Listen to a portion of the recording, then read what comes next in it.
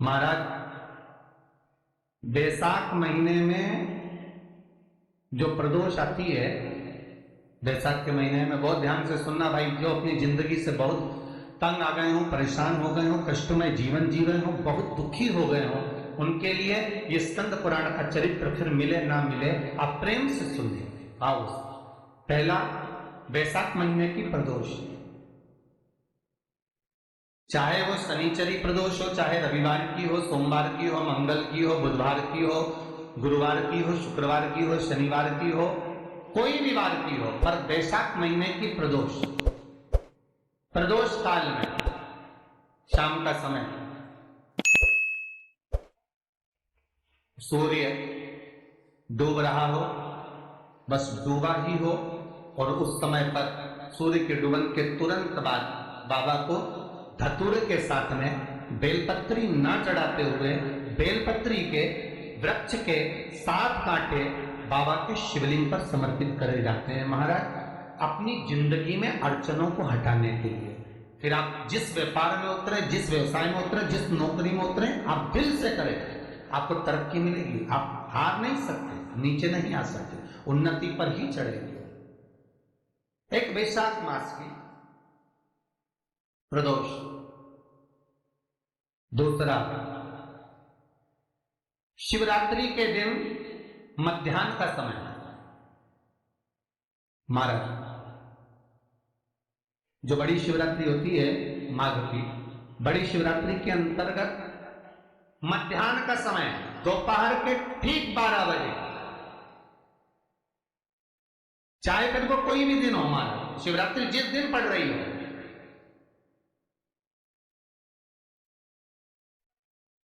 उस दिन भी धतूरे के साथ बाबा को 7 कांटे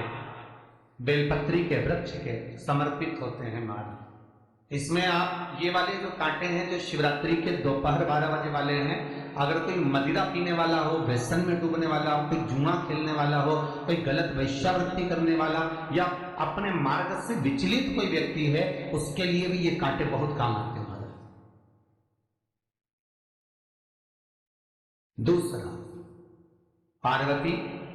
तेरे द्वारा तेरे नयन अश्रु से जो प्रगटा हुआ बेल का वृक्ष है, द्वितीय शूल मैं वहां धारण करता, तृतीय शूल, तीसरा शूल जो वर्णन करा गया महाराज, भगवान श्रावण के महीने में जो भी दूसरा सोमवार पड़े, जो भी पड़े, श्रावण के महीने का जो दूसरा सोमवार होता है, उस दूसरे सोमवार में रात्रि के समय पर,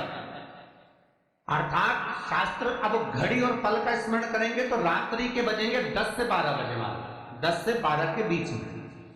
धतूरे के साथ बाबा को शूल समर्पित होता है महाराज। ये भी हमारी बाधाओं को, हमारी तकलीफों को, व्यापार व्यवसाय के लिए, नौकरी सर्विस के लिए, बहुत सारे एग्जाम में आप बैठ लिए, गवर्नमेंट एग्जाम के लिए बैठ लिए, नहीं हो रहा, ये 3 बार मेरे शंकर को बेलपत्री के वृक्ष के शूल समर्पित होते हैं, उसका आनंद पाना और उससे अपने को सुख प्राप्त करना।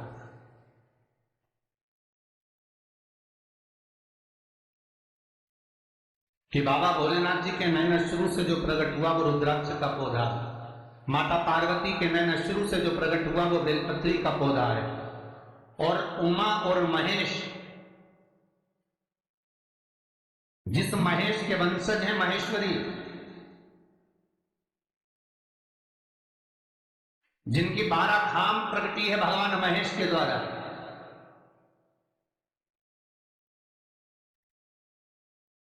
वो महेश और उमा और महेश का जो चरित्र है, कि उमा और महेश का जब प्रागट्य हुआ, उमा और महेश जब दोनों आनंद में विभोर होकर जब चलते हैं, और दोनों के बैठने से तप मुद्रा से जो पौधा उत्पन्न होता है वो शमी का पौधा,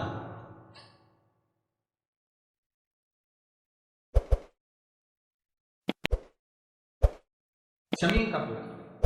तो एक बात ध्यान रखिए, शिव जी के द्वारा जो निर्मित हुआ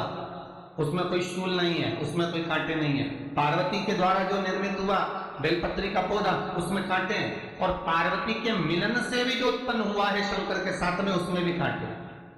शमी के पौधे में भी कांटे, शमी के वृक्ष में भी कांटे।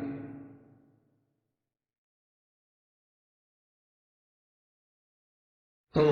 पार्वती जी स्कंद पुराण में प्रश्न कर रही हैं भोलेनाथ जी से कि प्रभु मुझे ये बताओ कि आपके द्वारा जो निर्मित हुआ उसमें शूलता नहीं है,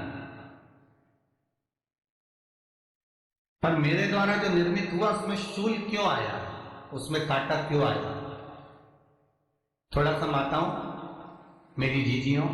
आपको थोड़ा बुरा तो लगेगा इस प्रसंग को सुनकर, पर लग जाए, पर आज कथा निकली है तो सुन लो है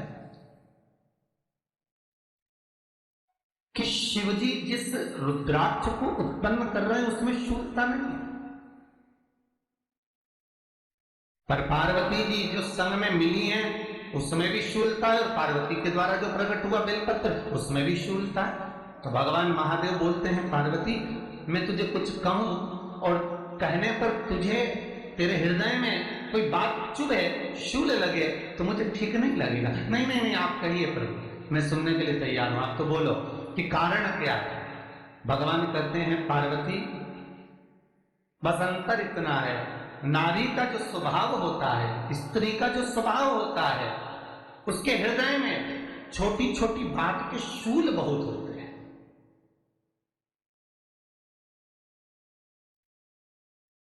जेठानी ने ये कह दिया,